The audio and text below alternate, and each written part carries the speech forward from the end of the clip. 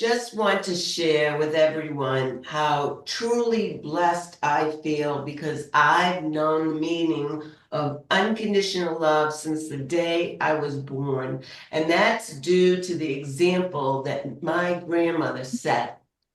Now, I don't know how many people watch the show The Beverly Hillbillies, but they used to refer to their grandmother as Granny. So I started calling my grandmother Granny, and it kind of stuck. Now, I'm not the only, I'm the not only the youngest person in my immediate family, I am the youngest person in my whole extended family. And my grandmother would refer to me as the baby. And everybody else started referring to me as the baby. And to this day, I am known as the baby. So it's great because no matter how old I get, I'm still the baby. Now, when my mother first taught me how to eat, she proceeded to put the fork in my right hand. And I would take the fork out of my right hand and put it in my left hand. And she'd take it out of my left hand and put it in my right hand. And I'd start to cry. The reason my mother was doing this is she knew how hard it was to be a lefty in this world. And she was trying to make me be a righty. But my granny said to her, leave her alone. She wants to be a lefty. Let her eat in peace. That Now, was a pretty good grandmother you had, wasn't it? Darn, I wish I had a grandmother like that. well, we can't all be that lucky. But Now, did you ever have problems with rude guys calling you "Hey babe" because your family always called you the baby? Hey babe. hey, I answer to almost anything these days. So, baby. I can relate to the baby of the family because I am the baby of the extended family too. And I'll tell you, the older I get, the less I feel like a baby. But when I look at them, like you, I'm still the baby of the family. Yes. Now, my puppy Pecos got sick one day, and my grandmother took me to the market, and we bought this inexpensive meat. And she showed me how to make meatballs and boil them to serve to Pecos, my puppy. And sure enough, he got better fairly soon. That's a secret recipe, and you'll have to ask nicely to get it out of me. Okay. Was there special meat in the meatballs? Yeah, it was cheap. Because my grandmother wasn't going to buy the expensive meat for the dog, but she wanted to get real meat. So it was real people meat, not like a dog mixture from a dog store. Right. It was real beef.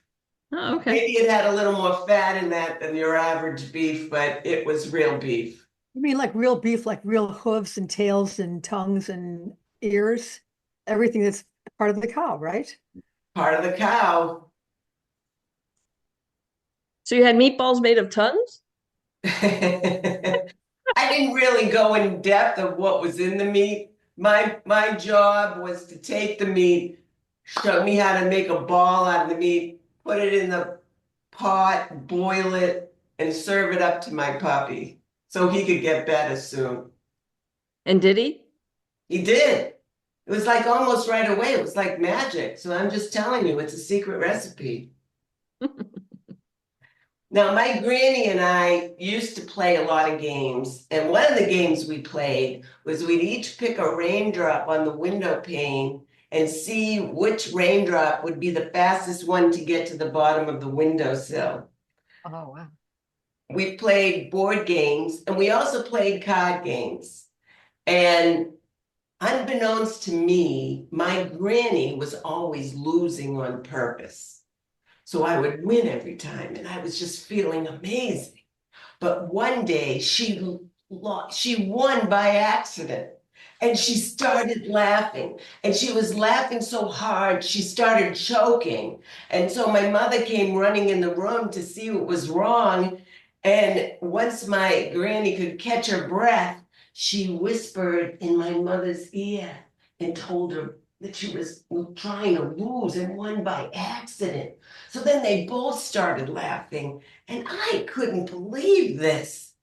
They're laughing at my expense. What is going on? It wasn't until years later that they told me that she was actually trying to lose.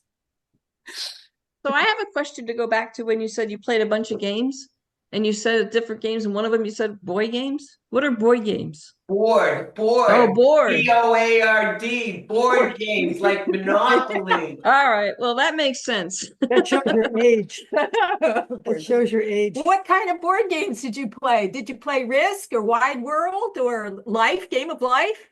Parcheesi? Chutes and Ladders, Candyland, you know, the real popular ones. The less challenging ones.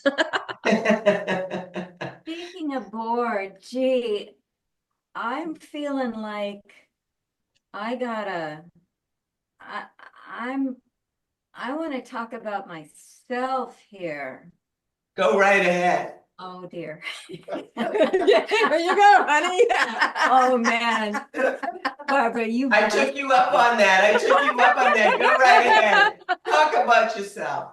That was a good one. Well, I guess I need a dose of that cheap meat to get me better. Anyway. Now, whenever I'd go over my aunt's house, because I was a very picky eater, she'd always make me meatballs and little hot dogs, because I love little meatballs and hot dogs. Same kind of meatballs that you fed your dog? No, this was the human kind. She was, I'm getting the high class meat for these meatballs. So one holiday party that my aunt had, she had a big food buffet, and she forgot to make me my meatballs and little hot dogs.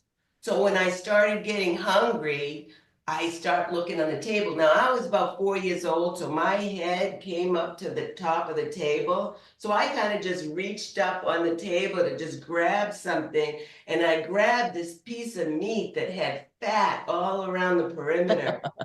And I was like, I'm a picky eater as it is, but fat is not gonna cross my lips. So I took the fat and I peel it off and I put it in a pile on her table. And then I take another piece of meat and pull off all the fat and then put it back on her table. Well, then I walked away and one of her guests looked on the table and said, "What's this, Lil?"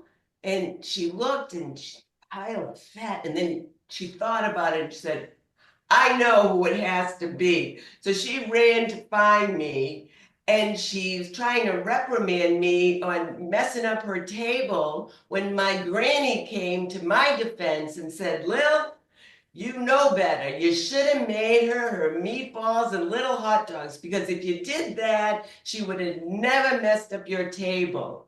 And I love the fact that my granny always came to my defense. Now, I used to watch soap operas with my grandmother, and I still remember all the titles. Days of Our Lives, The Guiding Light, As the World Turns, General Hospital. I would watch these with her with my head in her lap. But she had this hearing aid, an old-fashioned hearing aid. It had a box on the side with an earplug. And inevitably, for whatever reason, this hearing aid would go off with this ear-piercing noise. It was horrible. And she'd just be sitting there like just watching the soap opera. She didn't hear a thing. But to everybody else in the room, you just had to cover your ears. And I'd shake her and say, "You got to fix your hearing aid. It's going off with that buzz. It's killing us." Now, I tried to take up sewing at one time, and I made her this nightgown that turned out to be a little lopsided. But every time she came over our house, she was wearing that nightgown because she said she loved it.